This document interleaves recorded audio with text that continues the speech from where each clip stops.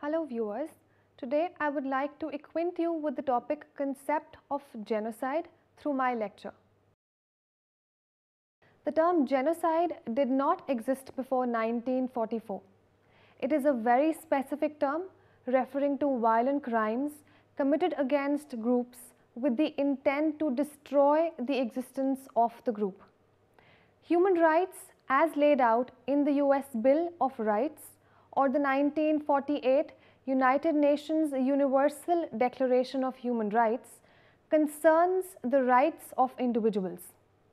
In 1944, a Polish Jewish lawyer named Ralph Lemkin sought to describe Nazi policies of systematic murder, including the destruction of the European Jews. He formed the word genocide by combining geno from the Greek word for race or tribe with side derived from the Latin word for killing. In proposing this new term, Lemkin had in mind a coordinated plan of different actions aiming at the destruction of essential foundations of the life of national groups with the aim of annihilating the groups themselves. The next year, the International Military Tribunal held at Nuremberg, Germany, charged top Nazi with the crimes against humanity. The word genocide was included in the indictment but as a descriptive, not legal term. On December 9, 1948, in the shadow of the Holocaust, and in no small part due to the tireless efforts of Lemkin himself, the United Nations approved the Convention on the Prevention and Punishment of the Crime of Genocide. This convention establishes genocide as an international crime, which signatory nations undertake to prevent and punish. It defines genocide as genocide means any of the following acts committed with an intent to destroy in whole or in part a national, ethical, rational or religious group. As such, killing members of the group, causing serious bodily or mental harm to members of the group, deliberately inflicting on the group conditions of life calculated to bring about its physical destruction in whole or in part, imposing measures intended to prevent births within the group, forcibly transferring children of the group to another group. While many cases of group targeted violence have occurred throughout history and ever since the convention came into effect, the legal and international development of the term is concentrated into two distinct historical periods: the time from the coining of the term until its acceptance as international law 1944 to 48, and the time of its activation with the establishment of international criminal tribunals to prosecute the crime of genocide 1991 to 1998. Preventing genocide, the other major obligation of the convention, remains a challenge that nations and individuals continue to face. For example, the above table shows the falling number of girls born for every 1,000 born boys in India from 1961 to 2011, whereby the data was provided by the Census of India. Therefore, this can be taken as an example of imposing measures intended to prevent birth within the group given under the definition of genocide. Understanding the concept. Genocide is the intent to systematically eliminate a cultural, ethnic, linguistic nation. Well-known examples of genocide include the Armenian genocide, the Greek genocide, the Holocaust, the 1971 Bangladesh genocide, the Cambodian genocide, and most recently the Kurdish genocide, the Bosnian genocide, the Rwandan genocide, the 1947 rebutive genocide in the Punjab during the partition of India, in which the Muslim population of East Punjab was exterminated in India and the Hindu Sikh populace of West Punjab was exterminated in Pakistan. The word genocide was later included as a descriptive term to the process of indictment, but not yet as a formal legal term. According to Lemkin, genocide was defined as a coordinated strategy to destroy a group of people, a process that could be accomplished through total annihilation, as well as strategies that eliminate key elements of the group's basic existence, including language, culture, and economic infrastructure. He created a concept of mobilizing much of the international relations and community to working together and preventing the occurrence of such events happening within history and the international society. Australian anthropologist Peg Levine coined the term ritualcide to describe the destruction of a group's cultural identity without necessarily destroying its members. The study of genocide has mainly been focused towards the legal aspect of the term. By formally recognizing the act of genocide as a crime involves the undergoing prosecution that begins with not only seeing genocide as outrageous past any moral standpoint, but also may be a legal liability within international relations. When genocide is looked at in a general aspect, it is viewed as the deliberate killing of a certain group, yet is commonly seen to escape the process of trial and prosecution due to the fact that genocide is more often than not committed by the officials in power of a state or area. In 1648, before the term genocide had been coined, the Peace of Westphalia was established to protect ethnic, national, racial, and in some instances religious groups. During the 19th century, humanitarian invention was needed due to the fact of conflict and justification of some of the actions executed by the military. Generally speaking, genocide does not necessarily mean the immediate destruction of a nation, except when accomplished by mass killings of all the members of a nation. It is intended rather to signify a coordinated plan of different actions aiming at the destruction of essential foundations of the life of national groups, with the aim of annihilating the groups themselves. The objectives of such a plan would be the disintegration of the political and social institutes, of cultural, language, national feelings, religion, and economic existence of national groups, and the destruction of personal security, liberty, health, dignity, and even the lives of the individuals belonging to such groups. The above graph shows the type of episode by period, and in case of repressive politicide, the number of episodes in the year bracket 1943 to 65 were about 9, and in the year bracket 1966-87 were about 6, that is in the total 15 episodes of the same, that is the highest, took place. Now, how are genocides different from politicides?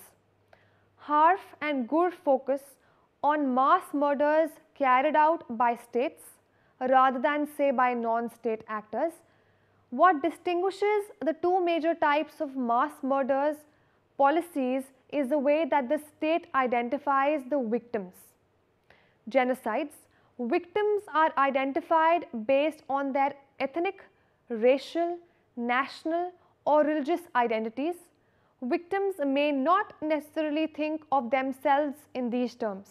However, as a matter of identifying targets for the murder, the state does. Politicides, victims there are identified primarily in terms of their political opposition to the regime and dominant group, or in terms of their position within the society. For example, peasants, intellectuals, etc. Now, what are the two types of murderous state actions have in common is that they seek to destroy a substantial portion of the identified victim group or groups. Often more than one group is targeted. These can shade off into each other. For example, a state may carry out mass murders as a way to repress opponents to the regime. It may turn out that members of a particular ethnic group are disproportionately members of an opposition group. In this case, what is primarily a political repression can shade off into genocidal campaign. This is the case in instances such as the Indonesian campaign against the East Timorese and Ugandan politicides or genocides carried out in the 1970s and 80s. How is the definition of genocides and politicides different than the Genocides Convention? Harf and Gur's definition of genocide is slightly different than the definition contained in the UN Genocide Convention. The murderous actions are carried out by a state or regime. The Genocide Convention makes no mention of the states. The Genocide Convention only addresses exterminatory campaigns against racial, ethnic, national and religious groups. There is no mention of the extermination of political groups. Harf and Gur include killing members of the group and deliberately inflicting on the group conditions of life calculated to bring about its physical destruction in whole or part as criteria for identifying cases. The Genocide Convention also includes causing serious bodily or mental harm to members of the group as part of the definition. Harf and Gur do not include this criteria. How do we identify an episode of genocide or politicide? Harf and Gur identify instances of state-sponsored mass murder in different ways than some other researchers. Rather than examine particular episodes of genocide or politicide, they cull out similarities and differences. They create a set of criteria first and then look to see what episodes fit into those criteria. If an episode of state-sponsored mass murder meets the criteria, then they count it as an episode of either genocide or politicide.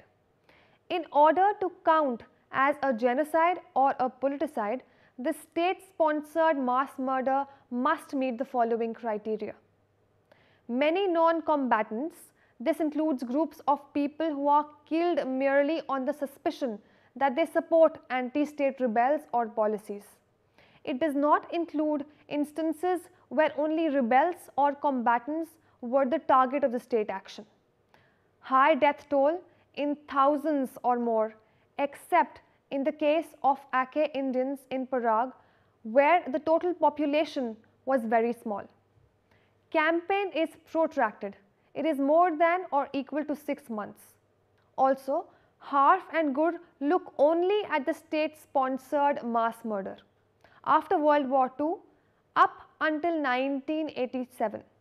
Their analysis does not include the genocidals or politicides that have occurred before or after that time. Types of genocides and politicides. Once Harf and Gur identified all instances of state-sponsored mass murder that fit the above criteria, they compared the different episodes and created a series of different types that share certain characteristics.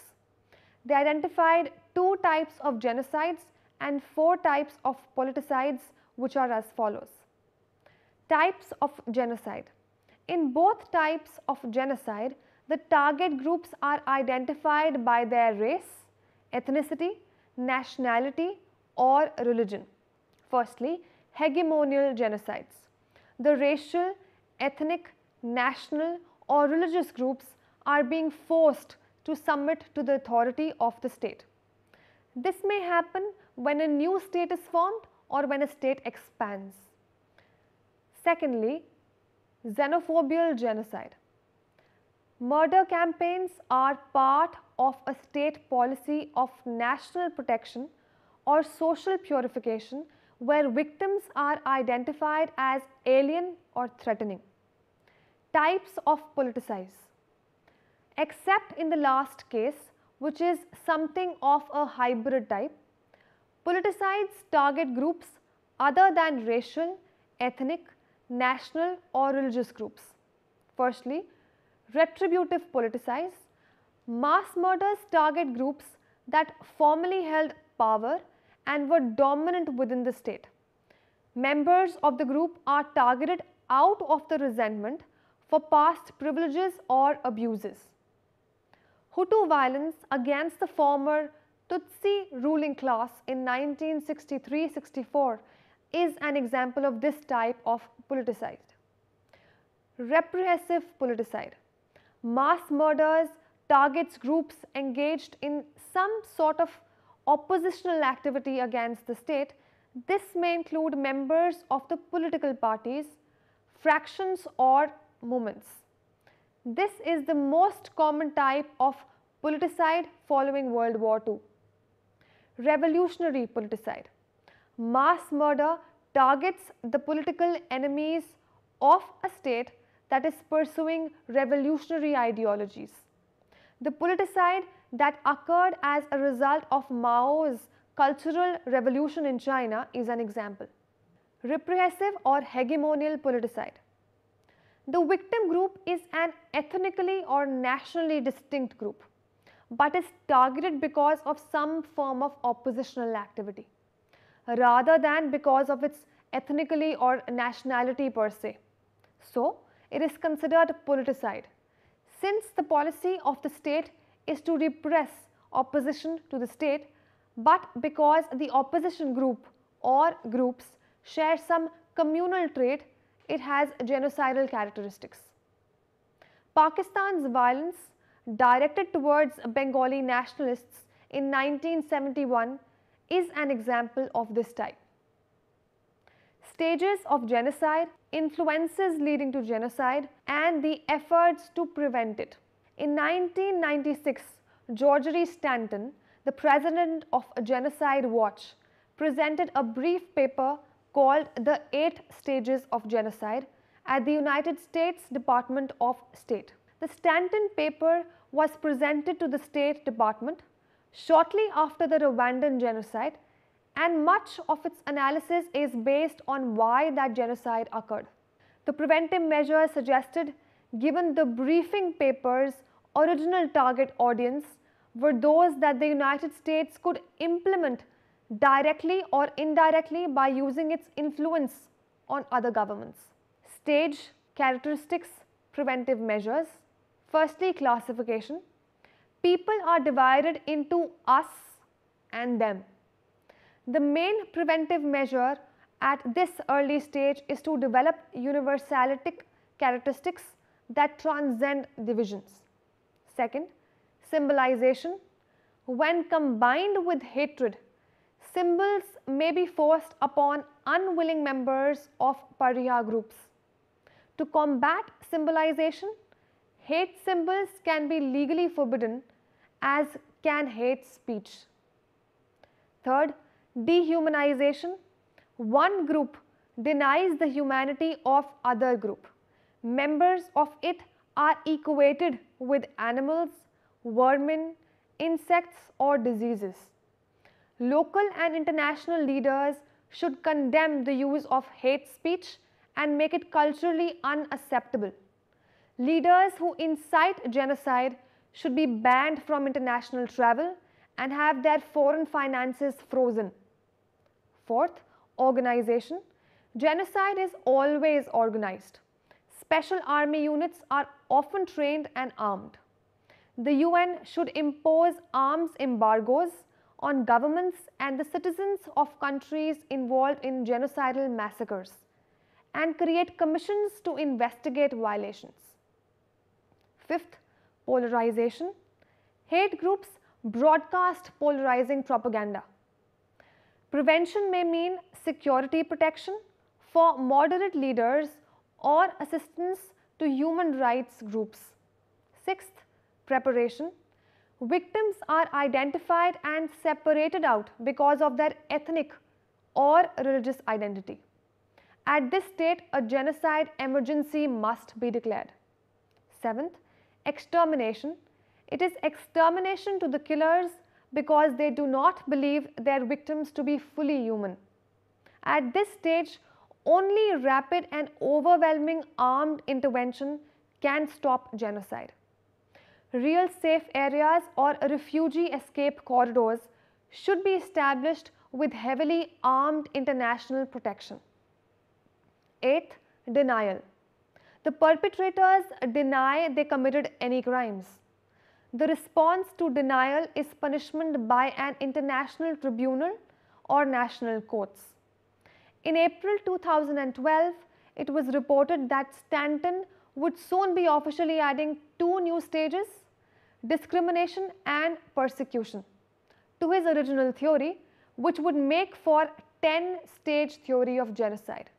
Other authors have focused on the structural conditions leading up to genocide and the psychological and social processes that create an evolution towards genocide.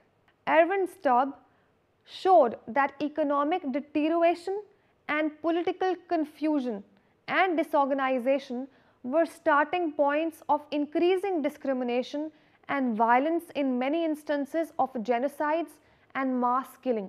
A history of devaluation of the group that becomes the victim, past violence against that group that becomes the perpetrator leading to psychological wounds, authoritarian cultures and political systems, and the passivity of internal and external witnesses all contribute to the probability that the violence develops into genocide. Intense conflict between groups that is unresolved becomes interactable, and violence can also lead to genocide. The conditions that lead to genocide provide guidance to early prevention, such as humanizing a devalued group, creating ideologies that embrace all groups, and actively bystander responses. There is substantial research to indicate how this can be done, but information is only slowly transformed into action. Conclusion: therefore, for genocide to happen, there must be certain preconditions. Foremost among them is a national culture that does not place a high value on human life. A totalitarian society which is assumed superior ideology is also a precondition for genocidal acts. In addition, members of the dominant society must perceive their potential victims as less than fully humans, as pagans, savages, uncouth barbarians, unbelievers, ritual outlaws, racial inferiors, class antagonists, counter-revolutionaries, and so on and so forth. In themselves, these conditions are not enough for the perpetrators to commit genocide. To do that is, to commit genocide, the perpetrators need a strong, centralized authority and bureaucratic organization, as well as pathological individuals and criminals. Also required is a campaign of vilification and dehumanization of the victims by the perpetrators, who are usually new states or new regimes attempting to impose conformity to a new ideology and its model of society. I sincerely hope this lecture proves to be informative and enlightening for all the viewers. Thank you.